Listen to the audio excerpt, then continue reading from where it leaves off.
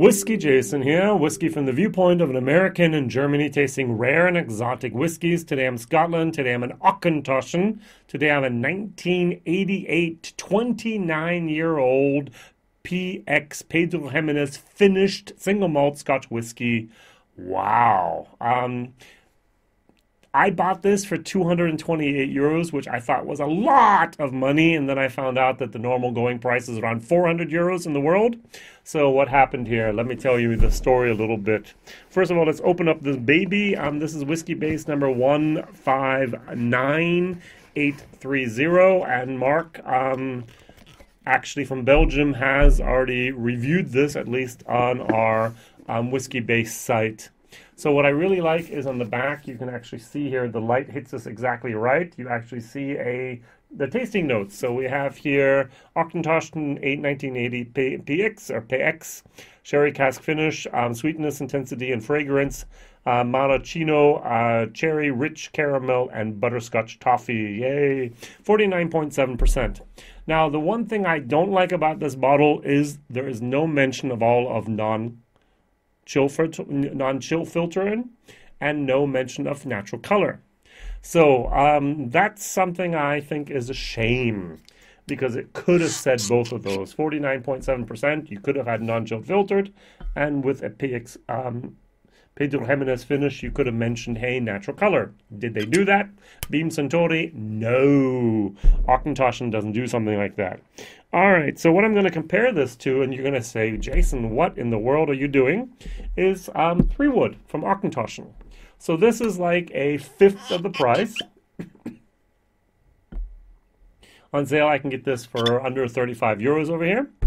And this is 228, normal price is 400 euros. So first of all, why does this cost 228 euros in Germany? And 400, for example, at the airport in Taiwan, or 440 in the airport, or even in Belgium, or 350 pounds at Berry Brothers and Rudd in London. So I have a theory, conspiracy time. We're in the middle of the corona crisis, COVID-19, as you know. And this is actually for the travel retail. And so I don't think much is going on in the travel retail at the moment. And so they said, hey, let's get rid of some of our bottles real quick. Let's make a little bit of turnover, a little bit of revenue here. Whisky.de, one of the biggest online sales portals in all of Europe. Here you go, boom, you can sell them for the price you want, and that's 228. So I'm sure they bought them for like 199 each or even less. And they made a little bit of profit on there. These were gone within hours online. So everyone kind of realized that this is a fabulous, fabulous price. And so, but still 228 euros, 400 euros normal price for a 29-year-old whiskey that was finished in a PX cask. Now, would this have probably pleased me better as a 29-year-old bourbon matured whiskey? Probably yes.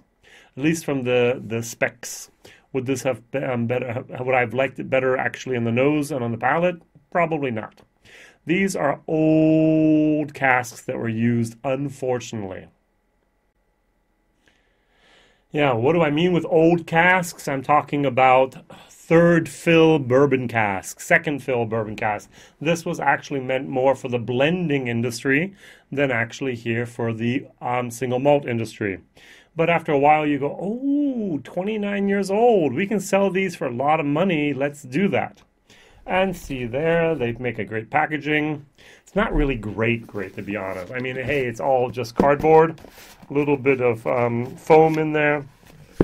And there you go. Okay, let's nose this. Now the nose is fabulous. You have a sweet, and I must say we have these maraschino sherries, we have the caramel, you have the butterscotch. It's there. You have a really, really nice nose. Fabulous nose, actually. This is like a B+ in my scale for the nose. Going over to 3 Wood, you get a little bit more of a dark chocolate moment. You get that cherry, but I'm trying to describe it as, imagine you had a bar of chocolate. You have a little bit of more of a darker chocolate, not milk chocolate, but dark chocolate. And inside you might have maybe, you have little bubbles, and you have a filling, and the filling is cherry. but it's more of an artificial cherry type of taste. And the whole time when I taste this at the moment, I'm getting a little bit of an artificial type of plastic nose and taste. It's not dominating, but it's there and a little distracting, to be honest. This was one of my epiphany whiskeys, by the way. I think the first time I had Auchentoshan 3 Wood, I tasted it and was like, oh, wow, that was an epiphany whiskey. Balvenie Double Wood 12-year-old was an epiphany whiskey. Glendronach 12-year-old was an epiphany whiskey. These three were the whiskeys that actually drew me into the Scotch single malt category. Where I was like, wow, that's really, really great. The epiphany is when you just kind of, oh, wow. Unfortunately, or luckily, however you want to put it, my palate has developed. My tastes have changed a little bit. And this is no longer a whiskey where I go, wow, but rather go, oh, I think it was better earlier. Whoops. That's the way things sometimes are. But as I say, on the nose here, this is fantastic. I just love the nose, yeah? Bourbon, a little bit of sherry, butterscotch, sweetness. It's a delight, yeah? Cherries, orange, raisins, dark chocolate, caramel, vanilla. Very subtle, a little bit of an intertwining of notes here. Really, really nice. Cheers.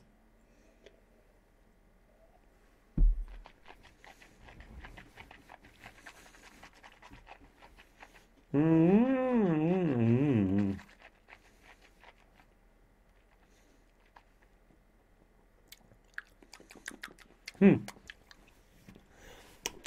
Now, what's surprising is the amount of hotness in this whiskey. It's 29 years old. I've had 29-year-old whiskeys or 30-year-old whiskey, and they've been smooth as silk. This is not.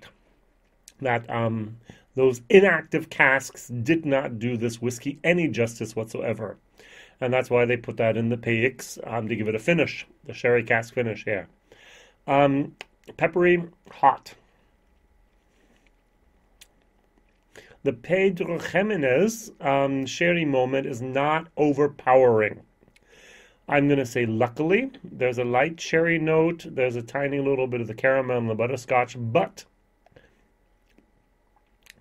the taste is half, if not only a third. I'm going to go for a third of what the nose promises. And that is a little bit disappointing, to be honest. The 49.7%, let's dilute it a tiny little bit and find out what happens here. This is, for me at the moment, a perfect C whiskey. A C, A is why haven't you bought it? B, buy it. C, you can buy it if you want. D, you don't need it. And F, why was it even produced? This is a perfect C. Going to try this at its 43%.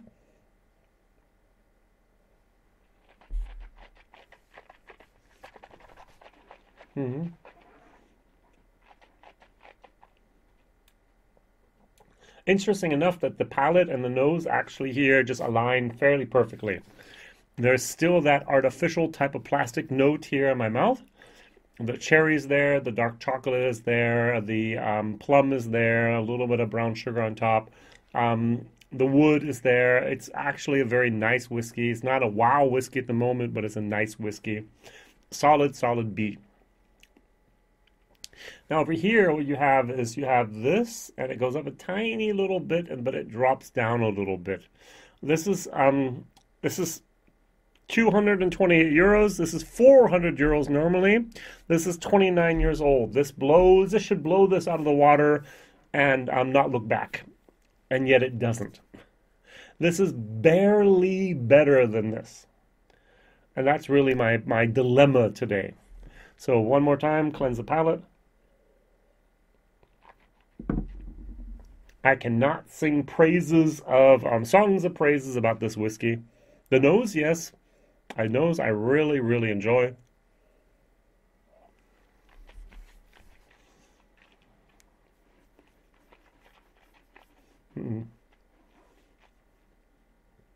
But I taste nothing of the almost 30 years here. I get that old, tired bourbon casks that come through, especially towards the end. And the sherry on top of this, it doesn't even say first fill sherry, which it doesn't have to. Actually, PX sherry second fill casks are almost the best, according to Glenn Grant from Glenfarclas. This is a C barely plus whiskey. Value for money, D minus. Even an F. If you're going to pay 400 some euros for this, this is an F. I'm sorry. This is not at all worth its money. Now, I've tried the 18-year-old Auchentoshan, disappointed. I've tried the 21-year-old Auchentoshan, disappointed. I've tried the 1988 PX, disappointed. I've had some SMWS. I think it was a 14-year-old Auchentoshan cask strength bourbon cask. Delicious. I've had some other independent bottlings of Auchentoshan that were actually very, very, very nice.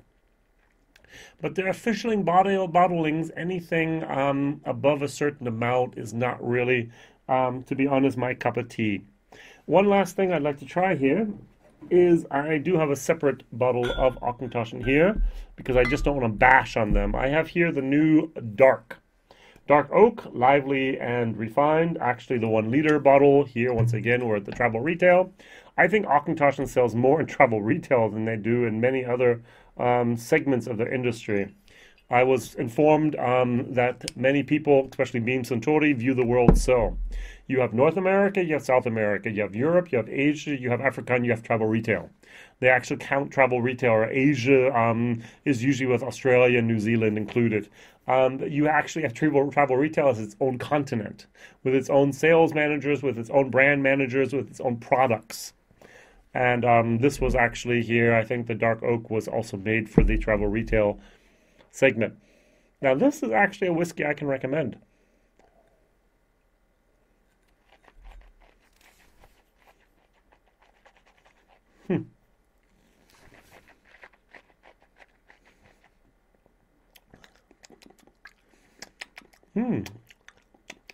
I'm going to be very...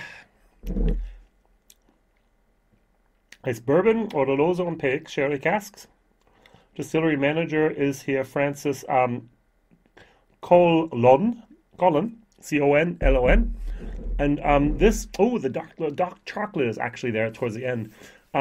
This actually tastes better than this. This tastes better than that. So if you're looking for something from Auchentoshan that is actually a steal, also from the value for money as well as from the taste, go for the Dark Oak. Find it, try it, and tell me what you think. Thank you very much for watching. I'm so sorry for not liking or loving this whiskey.